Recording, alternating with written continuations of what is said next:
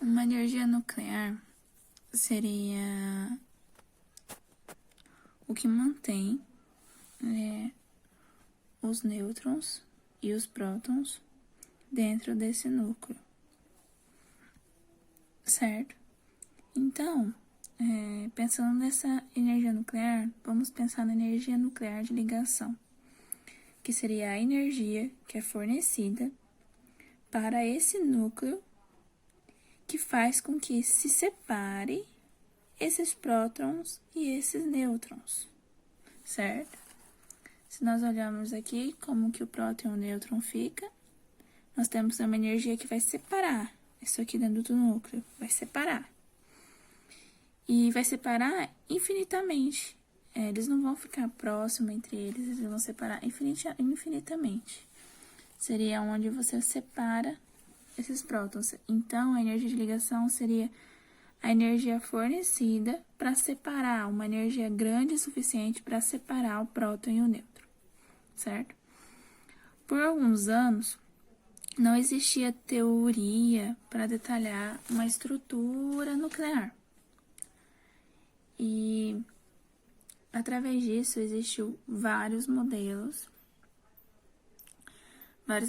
nucleares. E nesses modelos foram desenvolvidos através de dados experimentais. E depois de diversos estudos, houve o estudo da gota líquida. Aí, esse estudo da gota líquida, ele existiu para a gente calcular a energia de ligação nuclear nesse modelo da gota líquida. O que seria o modelo da gota líquida? Ele é uma fórmula que foi usada para calcular a massa dos núcleos estáveis, porque nós procuramos a estabilidade. E esse núcleo ele tem uma esfera que tem densidade em seu interior que decresce na superfície, certo? Então, existe uma fórmula semi-empírica que nós utilizamos para calcular a energia dessa gota líquida. Aí aqui temos que a fórmula semi-empírica, deixa eu mostrar, que seria essa fórmula que seria utilizada para descobrirmos a energia de ligação que teve na gota líquida. Ou seja, tivemos uma dedução, né? Aqui em cima, né? E através dessas igualdades, emparelhamento, quando a gente soma tudo, temos uma fórmula semi-empírica. Ela foi desenvolvida por Weizsäcker em 1935. Ela é útil porque reproduz precisão de massa e energia de ligação de vários núcleos estáveis e também de muitos instáveis, exceto os números com massa muito pequena, que massa muito pequena não daria para calcular. Então, ou seja, ele viu que existia uma fórmula semi-empírica para a gente saber qual a energia de ligação existente nas coisas, nos modelos, né?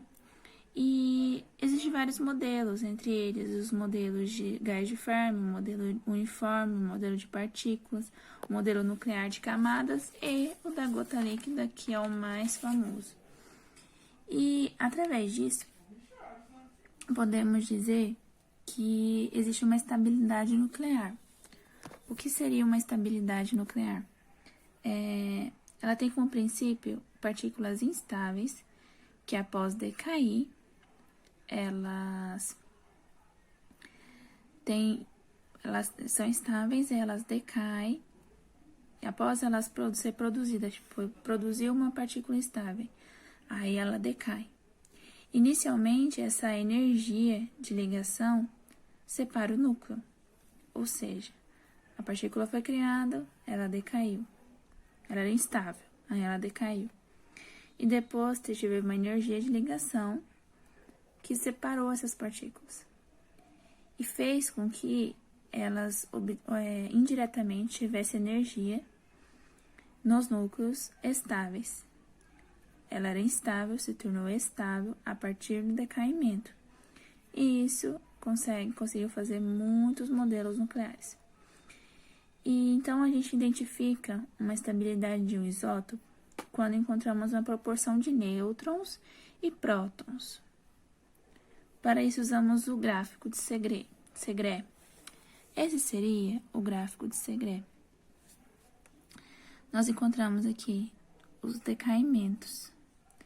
Aí, beta, alfa, aí tem as cores, né? Amarelo, verde. Ó, aqui tem alguns dados. Ó, mostrando cobre, zinco, certo? Aí mostra como funciona mais ou menos. E aí tem momentos nucleares, diagrama de esquema.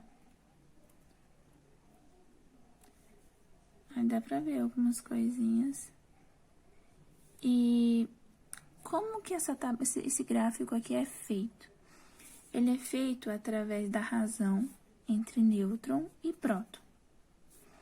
Nesse gráfico, nós podemos ver que existem mais nêutrons do que prótons. Por quê? Esses nêutrons, eles têm nuclídeos maior com Z maior. E sempre tem que fazer essa razão de nêutron e prótons. E tem os núcleos extras também, os núcleos extras. Ou seja, a gente vai ver aqui, tem o próton, o nêutron e os núcleos extras. Mas para que servem os núcleos extras? Eles são os necessários para estabilizar metais pesados. Sei lá, o urânio, exemplo do urânio. O urânio é um metal pesado, que a gente precisa estabilizar ele, certo? E isso nós descobrimos com Becker a respeito do núcleo atômico. Ele disse que existia mais de 2.800 isótopos radioativos e quase 2.000 previstos, e ainda não foram observados radioativos, e podem decair. E os modos de decaimento são alfa, beta e gama. Se você ver ali, tem lá alfa, beta e gama. E o que seria isso? O decaimento alfa, primeiramente a gente vai estudar o que seria a estabilidade nesse decaimento. O mais simples seriam os raios gama, que eles representam uma interação nuclear de um estado excitado para um de baixa energia. E outros modelos, seriam alfa, beta, nêutrons, prótons. Como seria essa taxa de decaimento? Aí aqui eu vou mostrar para vocês.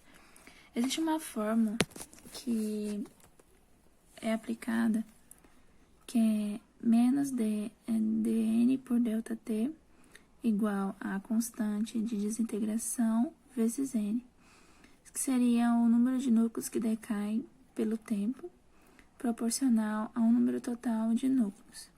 Após integrar, nós temos essa equação, que é N igual a NO, E elevado a constante de desintegração sobre o tempo.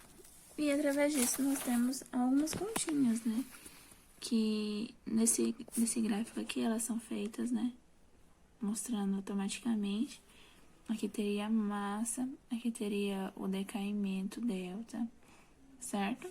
E aí, vamos explicar o decaimento por decaimento. O que seria o decaimento alfa? O decaimento alfa ocorre com núcleos pesados, ou seja, o núcleo de hélio. Deixa eu mostrar aqui.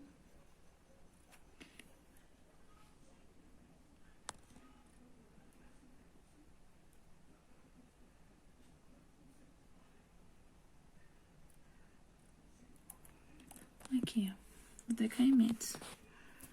O primeiro decaimento ocorre para núcleos pesados. Um exemplo é o hélio.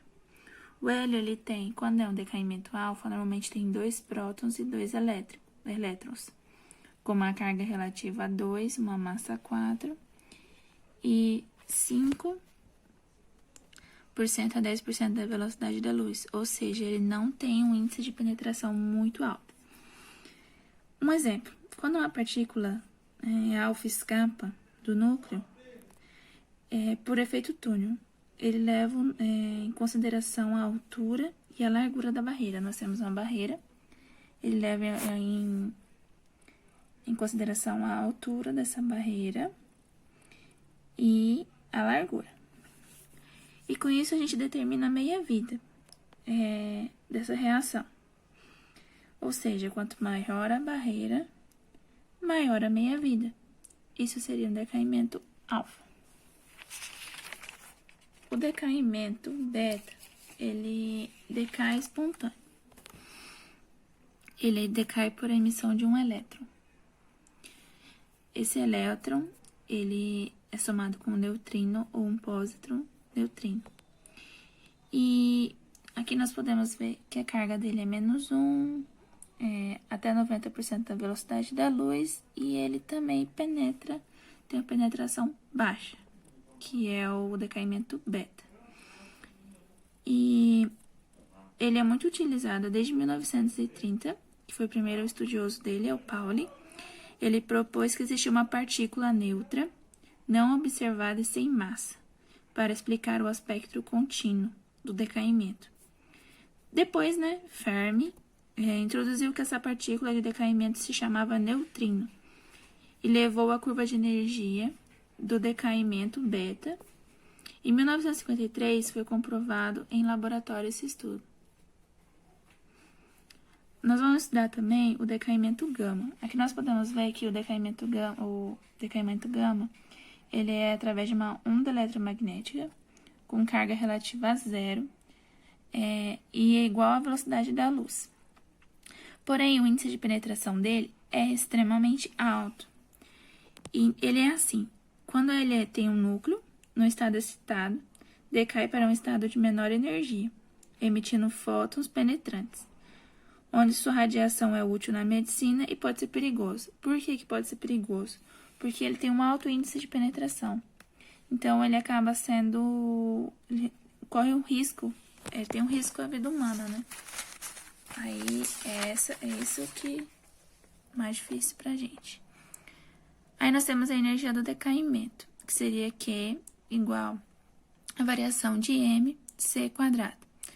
Quando esse m final for maior que o m inicial, nós temos o núcleo não radioativo. Já quando o m final for menor que o m inicial, nós temos o núcleo radioativo, certo? O que seriam as reações nucleares? As reações nucleares são quando ocorre uma alteração no núcleo e faz com que libere energia. Nós temos primeiro a fissão nuclear. A fissão nuclear foi descoberta em 1938 pelo Otto Hahn e acontece quando atravessa a eletrosfera e entra no núcleo, liberando energia muito grande que divide o núcleo em dois. Ou seja, se a eletrosfera bate no núcleo, liberou uma energia muito grande que dividiu ele em dois. Um exemplo seria aqui. Nós temos um núcleo maior e a partir do momento que essa eletrosfera bate, transforma-se em dois núcleos menores, causando uma reação em cadeia. E uma das aplicações seria a bomba atômica e as usinas nucleares. Normalmente é utilizado em metais pesados, como o urânio, que são estáveis e quando eles se tornam dois, eles se tornam menores e estáveis, sempre buscando a estabilidade nuclear do sistema. Aí que nós podemos ver nessa animação como que funciona. Aí depois nós temos a fusão nuclear. O que seria fusão nuclear? É a união de dois núcleos atômicos, ou em vez dela dividir, ela vai unir. Só que dois núcleos atômicos leves e para formar o mais pesado. Esse processo libera uma quantidade muito grande de energia. Ou seja, são dois átomos leves que vão se unir e vai ter uma quantidade muito grande de energia. Normalmente, uma bomba de fusão é utilizada uma de fissão para dá uma energia muito grande, porque a fusão nuclear precisa de uma energia muito grande para, no caso, ela entrar em ação. Aqui nós temos a união, mostramos essa união primeiro, né, do hidrogênio mais o hidrogênio. Depois nós temos, através dessa união, nós temos uma quantidade muito grande de energia. Normalmente, uma bomba de fusão nuclear só explode com uma bomba de fissão nuclear, como eu já tinha falado para vocês. Aí aqui nós temos exemplos, né, de reatores. Reatores são por fissão nuclear. Como funciona o reator. Ó. Tipos diferentes de reatores, ó, reator geral, reator nuclear lento.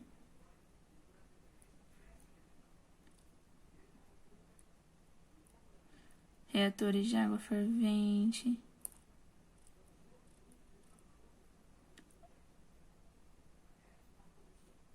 Atualmente nós temos 3 programas de energia nuclear. Nós temos o programa nuclear na França.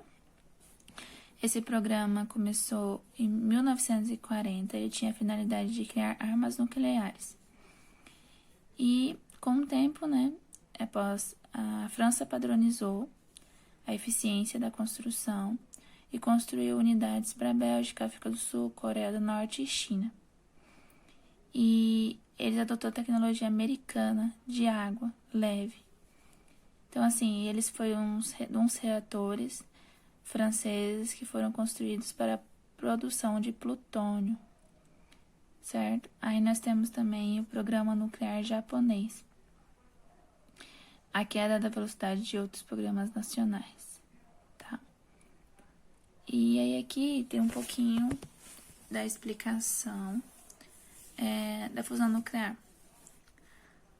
Como eu expliquei, a fusão nuclear é a formação de um núcleo a partir da colisão de 2 núcleos menores, né?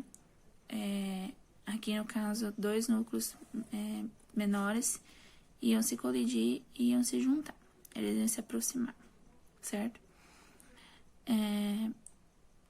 Com isso, existe uma energia cinética que aproxima os dois, o suficiente para a interação nuclear forte passa a ser importante. Como a repulsão coulombiana é tanto mais importante quanto maior a carga elétrica dos núcleos em colisão, a fusão nuclear pode ser provocada com mais facilidade entre os núcleos. Aquilo que eu tinha explicado. Ela vai unir 2.